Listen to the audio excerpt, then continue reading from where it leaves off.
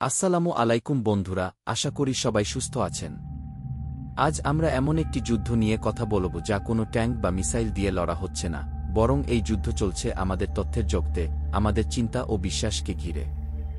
এই যুদ্ধের নাম ক্লাইমেট প্রোপাগান্ডা, যেখানে জলবায়ু পরিবর্তনকে একটি গণবিধ্বংসী অস্ত্র হিসেবে ব্যবহার করা হচ্ছে।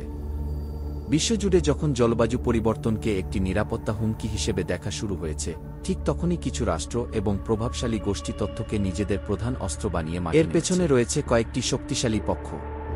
প্রথমত, জীবাশ্ম জ্বালানি বা ফসিল ফুয়েল কোম্পানিগুলো, যারা তাদের ব্যবসার স্বার্থে কোটি কোটি ডলার বিনিয়োগ করছে জলবায়ু বিজ্ঞানকে মিথ্যা প্রমাণ করার জন্য। রাশিয়া এবং সৌদি আরবের মতো দেশগুলো, যাদের অর্থনীতি তেলের উপর নির্ভরশীল, তারা প্রতিনিয়ত ভুয়া তথ্য ছড়িয়ে দিচ্ছে মানুষকে বিভ্রান্ত করতে এবং জলবায়ু সংক্রান্ত পদক্ষেপকে বাধাগ্রস্ত করতে। এর পাশাপাশি বড় বড় কর্পোরেশনগুলো গ্রিনওয়াশিং নামক এক কৌশলের আশ্রয় নিয়েছে। তারা নিজেদের খুব পরিবেশবান্ধব হিসেবে প্রচার করে, কিন্তু পর্দার আড়ালে তাদের দূষণ কার্যক্রম চলতেই থাকে। আর এই সব কিছুর সাথে মিশেছে বিভিন্ন ষড়যন্ত্র তত্ত্ব, যা সাধারণ মানুষের মধ্যে বিজ্ঞানের প্রতি অবিশ্বাস তৈরি করছে এবং আসল সমস্যা থেকে তাদের মনোযোগ সরিয়ে দিচ্ছে। এই প্রোপাগান্ডা যুদ্ধের ফলাফল অত্যন্ত মারাত্মক। এর সবচেয়ে বড় আঘাত আসছে বিজ্ঞানের উপর মানুষের আস্থার উপর। যখন সাধারণ মানুষ বিজ্ঞানীদের বিশ্বাস করতে পারে না, তখন জলবায়ু মোকাবেলার জন্য প্রয়োজনীয় নীতিমালা গ্রহণ করা অসম্ভব হয়ে পড়ে। এই ভুয়া তথ্য সমাজে গভীর বিভেদ তৈরি করছে, জলবায়ু পদক্ষেপের পক্ষে এবং বিপক্ষের মানুষকে একে অপরের বিরুদ্ধে দাঁড় করিয়ে দিচ্ছে। ভূরাজনৈতিকভাবে দেশগুলো একে অপরকে দোষারোপ করার খেলায় মেতেছে।